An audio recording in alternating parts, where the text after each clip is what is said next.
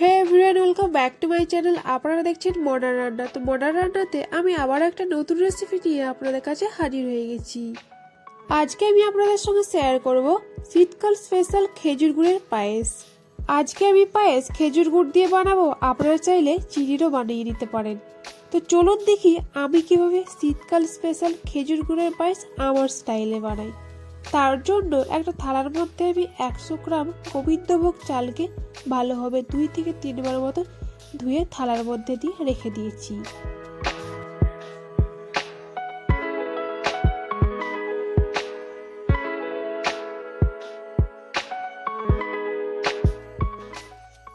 এবার অপরদিকে আমি দিয়ে দিয়েছি 2 কেজি মতন ফুল ফ্যাট দুধ। এবার দুধটাকে ভালোভাবে ফুটিয়ে নিতে হবে। দুধটা যখন ঠিক এইভাবে ফুটে আসবে তখন এর মধ্যে দিয়ে দিব 2টো এলাচ আর দিয়ে দিব 2টো তেজপাতা।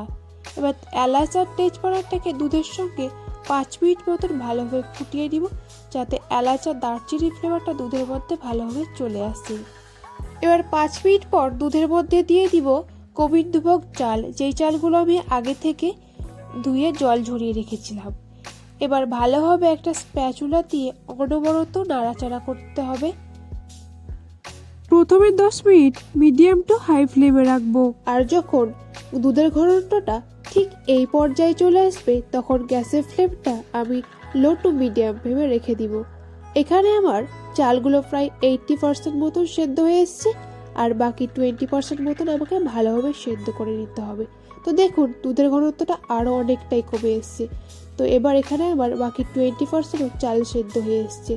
দেখুন আমি একটা চাল তুলে দেখাচ্ছি যে কত সুন্দরভাবে চালটা আমার সেদ্ধ হয়ে গেছে, আপনারা দেখেই বুঝতে পারছেন। চালগুলো যখন পারফেক্টভাবে সেদ্ধ হয়ে যাবে তখন এর মধ্যে দিয়ে দেব 100 গ্রাম মতন খেজুরের গুড়। খেজুরের গুড় দেওয়ার পর অনবরত আরও 4 থেকে 5 মিনিট মতন নাড়াচাড়া করতে হবে। 4 থেকে 5 মিনিট মতন নাড়াচাড়া করে নিলে রেডি হয়ে যাবে আমাদের শীতকাল স্পেশাল খেজুর গুড়ের পায়েস। তো এটা আমার একদম পারফেক্টভাবে রেডি হয়ে গেছে।